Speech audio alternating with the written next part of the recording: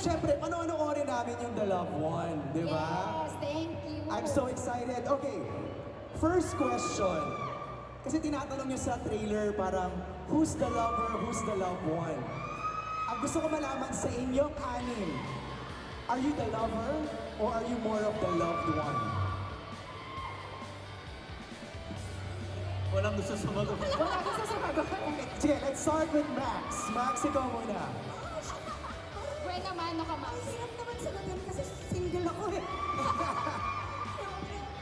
Kidding aside, I think na ako yung nagmamahal. Oh. For all relationships in my life, whether it's a romantic one, a family member, friendships, I like to take pride in the fact that I like to give. Give love. I love it. Luis. Tingin ko ako yung the loved one. Wow!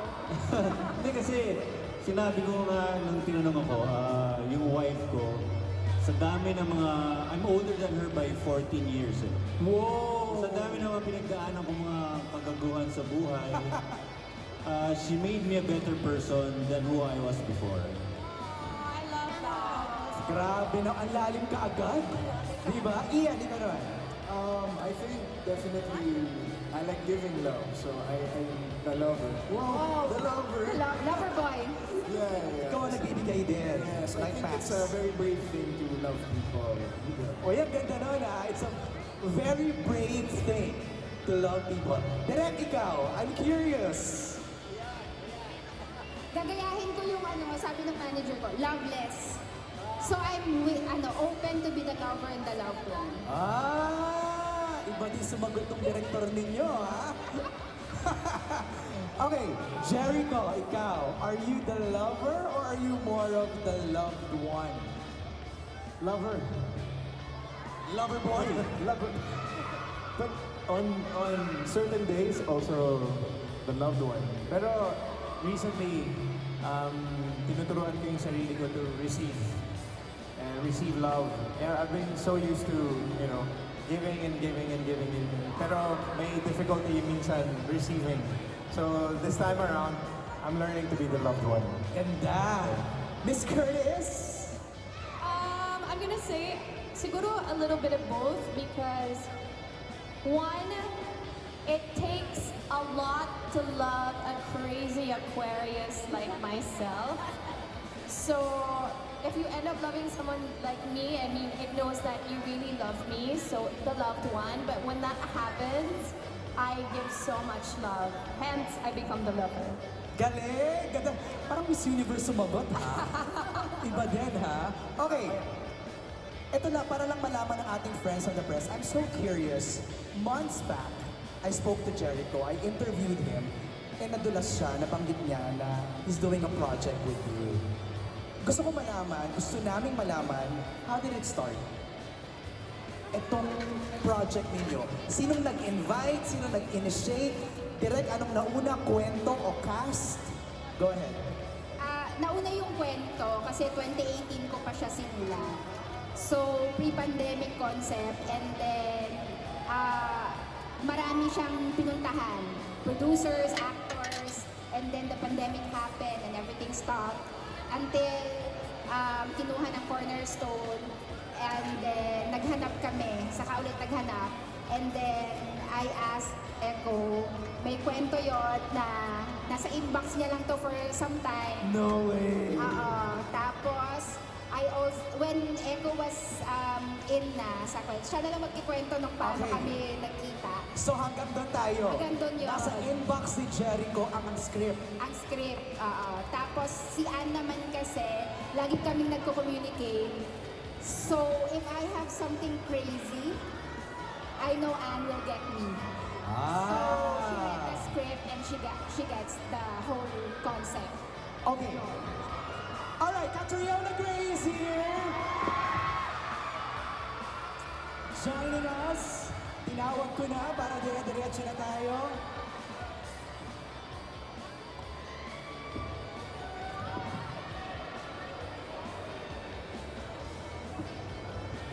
Alright. Bago natin ituloy yung kwentuhan about the concept, the story, Kat, bati ka muna please to everybody!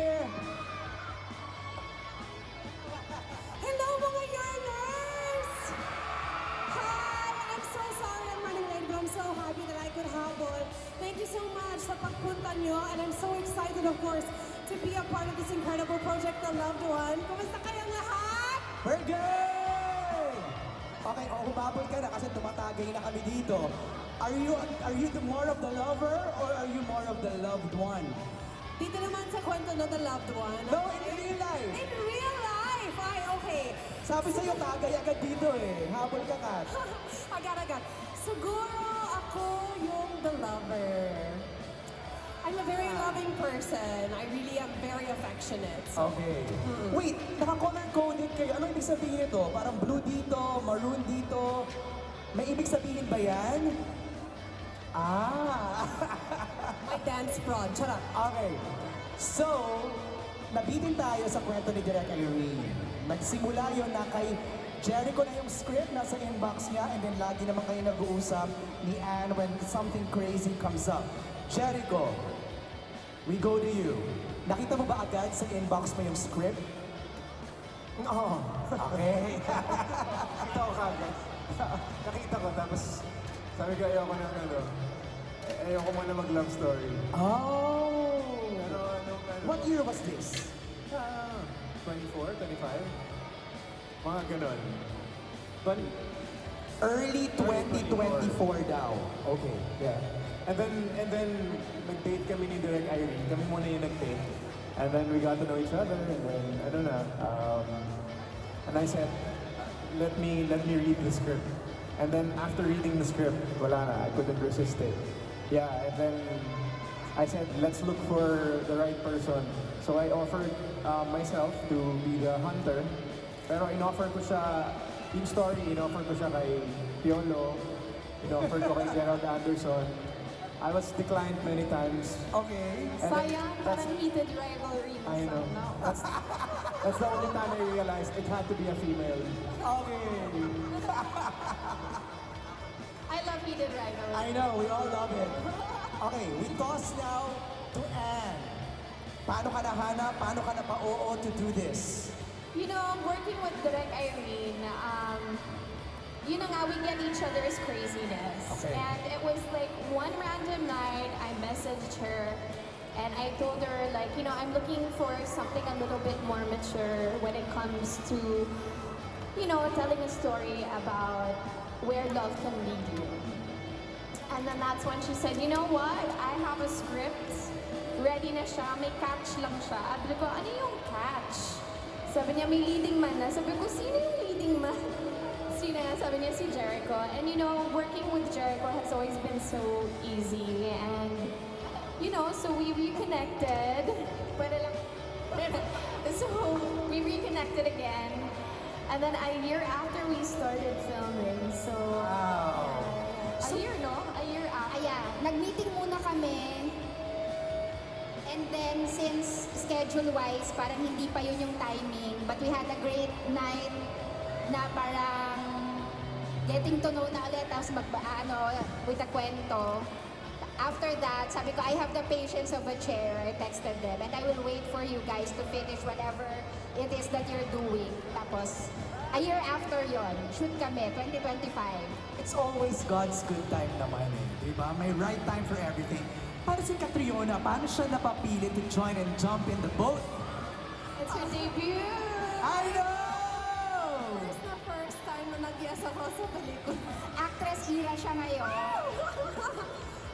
But of course, I really admire Direk Irene to start off with. We have run-ins all the time at the office. I really love her energy and siguro meron akong feeling that you would really walk me through it, and she really did. And of course, when I heard who the other cast was, I'm very flattered naman to be considered as a very newbie. So it was an incredible experience for me. Everyone was so kind and accommodating. Now, they really didn't have to be, but I think it's just a testament to who they are as people and also who they are as actors. So I'm very proud to be a part of this as my first acting stint. But it is a really beautiful story, and siguro that was the biggest reason na bakit nag-yes ako. Okay, before we entertain the questions from the press, meron lang tayong questions from the online world. Let me just read some of it. There's an OG international fan of Anne, si Mariel. Ang question niya, I've been a fan of your tandem in Baler at walang kupas ang chemistry ninyo. After all these years, how was it working with Echo? You slightly touched on this kanina. Sinabi mo it's always easy to work with Jericho. I think it helps na parang doing this story kasi it's very apt for where we are in our lives also versus if we were to do this when I met him, I don't know ilang years na yun, almost 18 years ago, it would have been hindi kami bagay to portray these roles versus where we are now. I feel like it was the perfect timing. Kumbaga, kismet yung nangyari kasi ang daming pinagdaanan ng script, ang daming pinagdaanan na cast din. Yeah. So I guess being able to work with Jericho, I feel like it was probably really meant to be. And he's always so easy and giving as an actor, as always. So was very happy to reunite with him for this project specifically. On Jericho's side naman, ikaw naman, Jen. Jericho, ikaw naman. Super super kilig lagi to work with Anne. Okay. In a lot of ways kasi she has the right energy for every kind of project, whether it be something fun, heavy like action, ganyan, and love story. Every time I see her, sabi ko, "Huy, guest mo naman ako sa Bypass, kahit mag-cameo lang ako," parang gano'n. But it never happens. But ever since we worked on Green Rose and Baler, it always felt like there was, parang hindi siya tapos eh. Parang hindi tapos yung kabanata. So, I just a little I watched their movie, Say Naya, and siyempre namamatay ako sa inggit. And I was like, I need to be in that film. Sana ako yung film na yan, kasama sa film na yan. Until one day, it really happened now, and I'm so grateful. Nervous lang kasi si Anne mabilis kumilos. So, sa set, palagi siya nauuna sa set. So, I made it a point na at least maaga ako sa set kapag siya na yung katrabaho kasi para hindi ako nalilate. Kasi she's such a pro, she's a professional. Ever since pa yun Dati pa yan, ganun pa siya. Ganun pa siya. Yeah, Green Rose pa lang nandiyan na sa set yan, bago lahat ng artista. But yeah, I love working with her. She's light and she got everything about the story. No need to explain. She had her input. Lahat nung pwede niyang ilatag na experience or the idea na was on the table. She's the type of actress that brings something to the table. So, tapos ang boxing. It was easy. Sakang galing mo, Ana, juggling a lot of things all together. All your projects na binubuo. Plus this. Parang kakalma na muna ako. Okay. Marami naman ng tinrabaho ko last year ngayon lalabas. So parang excited na lang akong i-share sa lahat. Right. But just to add what Echo said earlier, meron kaming eksena na parang na-realize niya na parang, it's really happening. Yung balcony scene natin sa Makati na parang ito lang work na nga si Direk Irene. So, nakakatuwa lang. It happened all in the right time and now it's going to be shared with everyone at the perfect time. Exactly. February 11. Direk, sa sobrang galing nitong dalawang to, lagi bang take one? Ayan. Hello? Oo, take one. Tsaka, ayoko maraming take eh. Sila kayo nanghihingi pa ng another take. Tapos, ano rin, kasi one camera kami eh. No way. Yes, naka one cam kami. So, challenge siya sa kanila rin. So, it was really, One take lang talaga dapat. Does it feel good doing a take one lagi? Na parang na-nail nyo na kaagad yung scene? What Direk wants, what you want? Hindi. Kasi kahit na sila, hindi, ganda na, okay na yun. As an actor, you always leave room to give more or... Sometimes you warm up. But then, there's also times naman na parang hindi. Oo, parang okay siya. Ito na yun talaga. So, yeah, depends. Pero, yun yung maganda. Well, kasi kami ni Anne, kilala niya na ako. Alam niya, mahiyain ako. Okay. So, nakikita niya ako kapag kausap ko yung DOP. Gusto niya pa ng isa, ayaw niya lang sabihin, no? Siya na yung nagkasalita, yung DOP na yung nagkasalita. Ako, titignan ko siya, tapos direct isa paano? Alam mo na eh. Jericho, ikaw, take one, how does it feel? Nailing it on first take. Siyempre, nakakakilig pag nakukuha mo kaagad sa ano. But it's also a good exercise kasi as an actor to trust kung ano yung binigay mo dun sa scene. And the director, you trust the director when she says, he or she says, no, this was good. Trust the DOP, no, it was good. Parang ganyan. Hindi siya katulad ng TikTok na pwede mong ulit-ulitin na maraming like, parang gano'n, di ba? So this one, you kind of like leave room for when you watch the movie. Okay. Diba, na, ay, nako, yun na, diba? So, yeah, it's a trust thing. But syempre, masarap na may take 2, take 3, pero at least it's there. But if she says, good na yan, then you trust You it. trust the director. Okay, Max, Luis, Ian, and Catriona, sino yung mostly nakaka-eksena nyo? Ian, ikaw, sino mostly nakaka-eksena mo? Jericho. He's my brother. The brother. Okay. My brother. And with sila Miss Jackie Lee. Okay. Luis? Ako both si Anne at si Echo. How are you mag-best friend? Oy, veterano na rin naman itong si Luis. Oy, aminin mo yan. Maganda yung role ni Luis dito kasi siya yung naiipit sa gitna eh. Ako yung nagpakilala eh. Ikaw pala ang tulay. Max, ikaw. I did most of my scenes with both Echo and Anne and Luis. Oh. And Miss Gray? Most of my scenes are with Echo. Kamusta? It was actually, I was very nervous. But not on Echo's part, just because it was a very new thing for me. But I'm very grateful because like Echo really made me feel comfortable, which I'm very grateful for. Thank you. Wala kayong eksena ni Anne. Meron. Okay. Meron. Pero parang aabangan namin yan, ha? Yung tinginan, yung tinginan yung dalawa, ha? Mukhang kaabang-abang yun. Okay.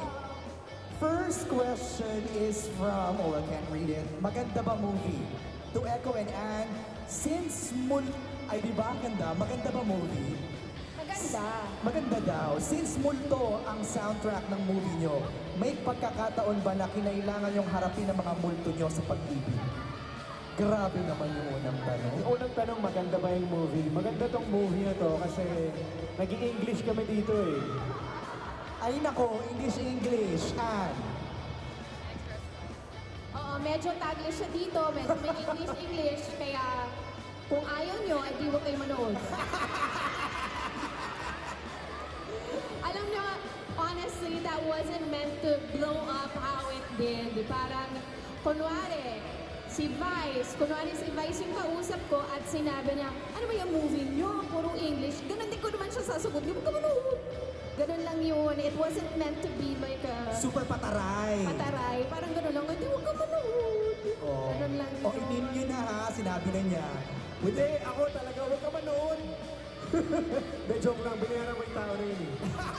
Para makingay sa pelikula namin. Oy, teka lang, din nyo na sinagot. Yung mga multo nyo sa pag-ibig. Alam mo, medyo nasa ganun akong lugar ngayon na parang minsan baka hindi maganda gising. But that's okay. Sometimes we have our days and that day Right. was my day. So, tao lang naman tayo. Jericho, may mga days ba na sometimes you have to face the ghosts of your past love?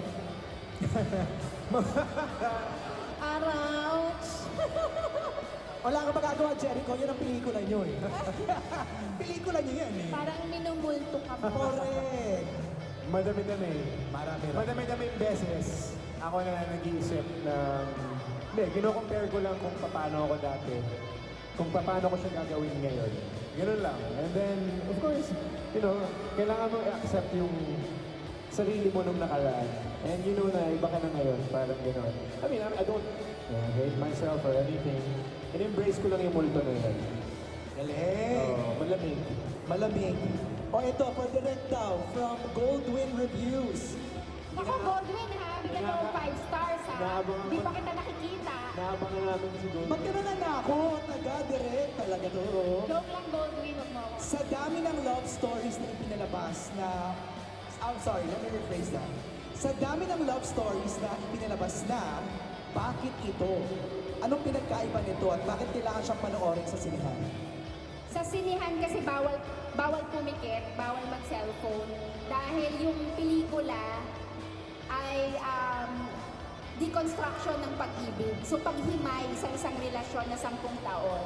So kaya siya sa sinihan kasi kapag may na-miss kang eksena or nagsi-cellphone ka, mawawala ka dun sa experience. So that's why kaya yun yung hinihintay ng tao sa sinihan eh. Yes. Ano yung hindi ko panonoorin sa TV, sa bahay. So ganitong klase siya ng kwento, ganitong klase siya ng pag-ibig na dahil 10 taon yung relasyon, may mga bagay na malingat ka, mawawala ka sa kwento. Kaya dapat full attention. So that's the experience na makukuha mo only in the cinema. Alright. Pero iiyak ba kami dito? Kiniligin? May kilig at may hapde. Hapde? Oo. Depende sa pinagdadaanan, yes. Depende sa pinagdadaanan. Actually. Kasi kung masaya ka naman, parang... Baka konti lang yung luha mo kasi may naalala ka lang. Pag masaya ka. Pero pag hindi ka masyadong masaya ngayon, Yun, totoo ka dito. You need to watch it sa cinema kasi date movie siya eh. Yeah, and then even if you're going with your date, you'll realize kung sino sa inyo yung lover or the loved one. Kahit sa mga pagbabarkada, malalaman nila, ay, ikaw yung lover dito, ikaw yung loved one. Ganon siyang klaseng film. So, you can't say it's a happy film or a sad film because really it's for anyone who's ever fallen in love. I have a question. Do you recommend that you watch this with your ex? yes. Kung gusto mo, Kung gusto mo, kung matapang ka, kung matapang ka. kung matapang ka, baka pwede naman. Kasi Diba? I think so. I think you could watch it with your ex. Sa panahon ngayon, pwede na yun. As long as you guys are in good terms. No? Oo. Kasi pag hindi naman, ba't naman kayo manunod together? Okay na yun. Pero kung malakas nga loob mo, di ba? Kahit fresh pa, tara, panoorin natin to. Panoorin mo kasama mo yung ex, pero nandito ka, tas nandun siya. Malayo. Catriona, do you recommend you watch this with your ex? Pwede sa malayo na lang. Row A versus row S. Okay. Mula kay, oh my God, I can't read that. Sherman Gamboa from Pageant Blogger. Catriona, how was it like working with Anne and Echo? It was great. I think I've already repeated myself, but siguro I was really nervous going into it just because I really respect them both equally in their craft, and they have so many years under their belt of experience. And so coming into the scene or coming onto the set with literally not even a day of experience on the film is very intimidating. But I feel that they both went out of their way not to make me feel that way.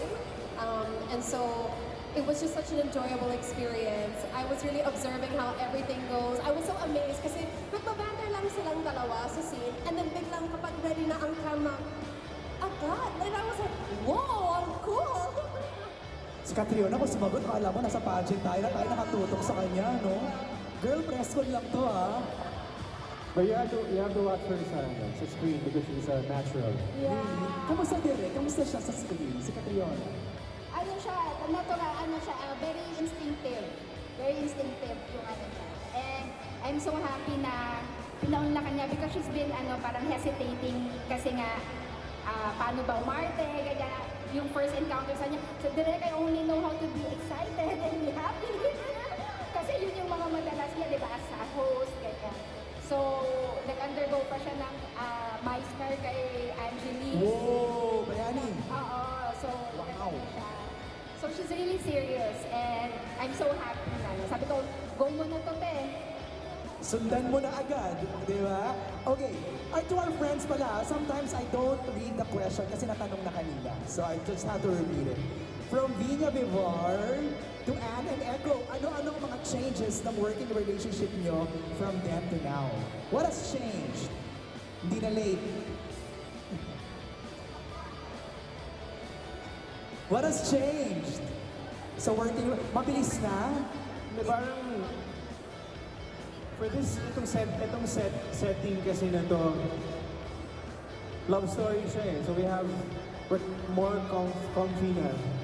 Oo. Yeah. Oo. What's changed ba? Just Dati the kasi age. ako nahihiya pa ako sa kanya dati eh. Lalo na dun sa TV show namin, na dun sa, sobrang nahihiya ako sa kanya. So ngayon, Oo nga, siguro just maturity as actors. Yeah, I was about you to know, say, maturity. As actors, yun din, and as individuals. yeah.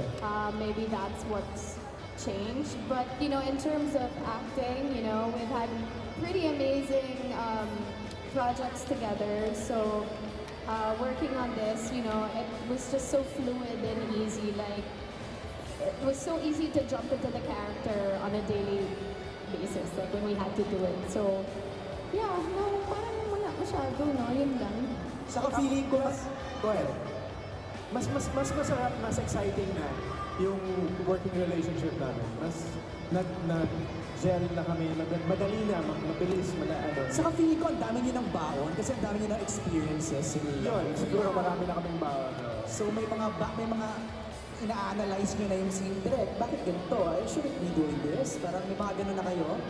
And I think we were both talagang, ano tawag doon, invested dun sa kwento ni Ellie and Eric. Right. Like, we got the characters, we understood them to the T. So it was so easy for us to just dive into the characters. And then, as Meisner would, dive right back out right away. So parang, you know, it's something that, I think yun talaga, sobrang namin na-enjoy creating Ellie and Eric together, just like we would have as we did sa other projects namin. Okay, from Radar PH Entertainment for Ann and Echo, anong gusto nyo maging takeaway ng viewers after nila mapanood ng film? Siguro sa to Catriona. Kayong tatlo na. Ano yung gusto nyo takeaway ng viewers after watching the movie? Sana something connected to them in the cuento. I think, like what was being said, it's really the dissection of a love story, and I think everyone's experienced being in love, but it may look different for everyone. But I think in the encapsulation of this 10-year relationship, so many facets of that is shown, and I think that's really interesting. And also, sana ma-appreciate natin like the capability of what we can do with Filipino cinema. I think we're continuing to do that, but even more so with a love story. Yeah. Jericho, takeaway. Dapat pagkatapos yung manonood ng sine, iuwi niyo yung natitirang popcorn. Sayang, mahal kasi. But anyway, Last na yun, ha? hotdog.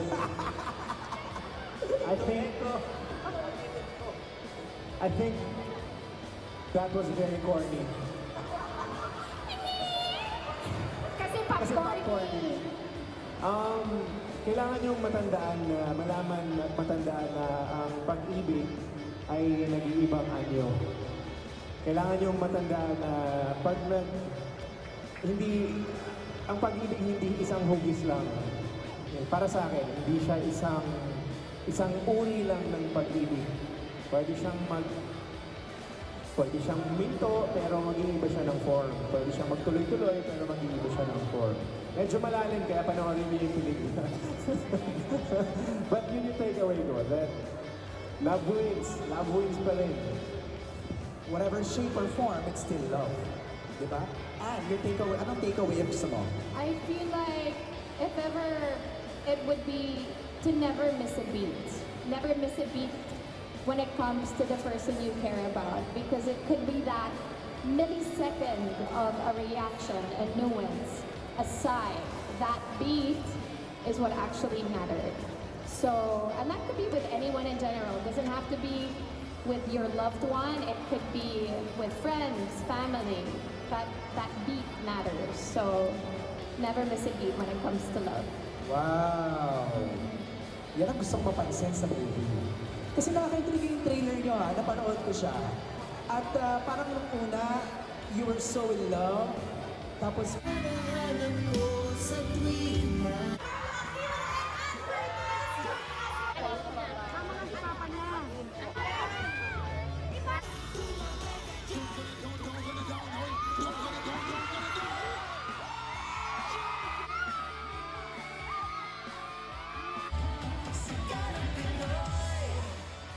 parang na baliktad? Parang ganun ba, Direk?